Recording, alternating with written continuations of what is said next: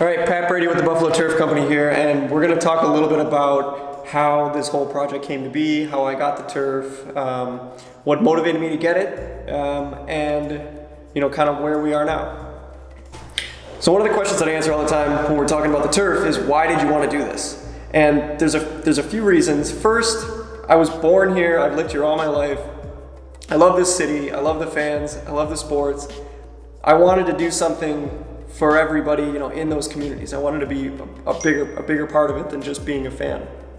I knew this was going to be a huge challenge. I knew it was going to take a lot of resources, a lot of people. It was going to take a lot of time for sure. But the connection between buyers and sellers on the internet, being able to start a business with all the technology, all the apps that we have now, really just gave me confidence to be able to dig into this with everything. And knowing the support that I was going to have from the community and from the fans, really just drove it home and let me go for it. All right, so let's talk a little bit about how I got the turf, how this came to be. And the story's been pretty well documented online, so you can look this up. We'll put a bunch of links around. Actually, the links are already on our website, so you can click on those and read the articles. I found out about this opportunity through the Buffalo News. They wrote an article stating that the turf was being replaced at the stadium at New Era Field, and that the old turf was going to be saved and it was going to be sold off in some capacity. At the time, we didn't know how it was going to go, so I just kind of kept my ear to the ground to figure out what was going to happen. And the turf was listed on an auction site called Cash Auctions, which is a local auction house. And it was on there for, I want to say, 4 or 5 weeks.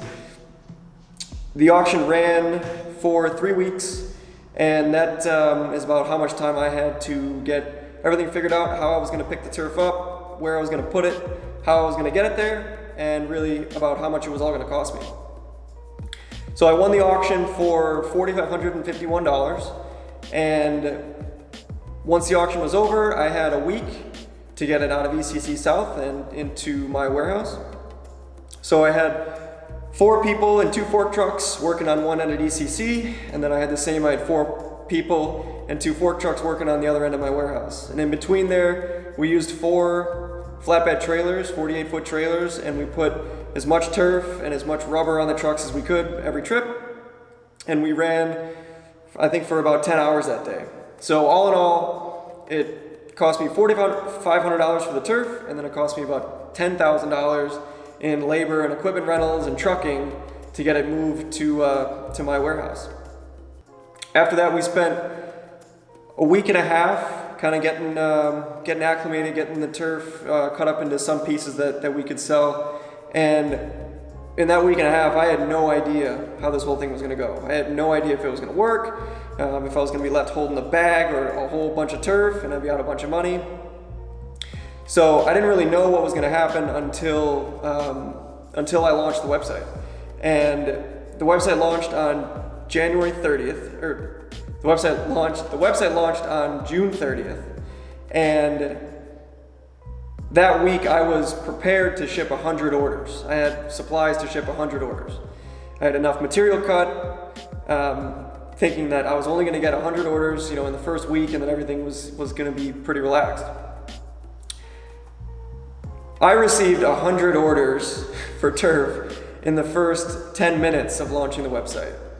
So very quickly, everything went from being maybe a side project and something that was going to keep me busy on the weekends to a huge project that was going to require all of my time. So the day after the website launched, I had to walk into where I was currently working and just say, hey, I can't do it anymore. I can't be here. I've got 1,000 people that are expecting me to be shipping them turf. So it took us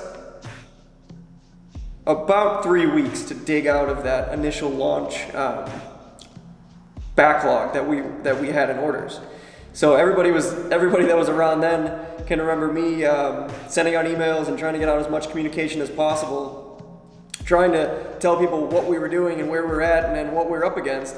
And I think Buffalo is the only place in the country where you can be that behind when you said you were going to ship something in 2 to 3 days, and everybody was nothing but supportive. We didn't really have any issues during that time. We worked as hard as we could to get everything out, and everybody was really supportive, and it really made the whole process a lot easier knowing that we weren't going to have an angry mob knocking on the door, if we couldn't get it done. So we got it. We did get it done. We were pretty happy after the first 6 weeks of what we had accomplished. So some interesting facts about this field and what happened on it, what makes it significant. In 2011, Bills beat the Patriots 34-31. Everybody remembers that game. And another interesting fact about this field is 60% of the wins that the Bills had from 2011 to 2018 happened on that field. So 60% of the games were won at home and only 40% of them were won away.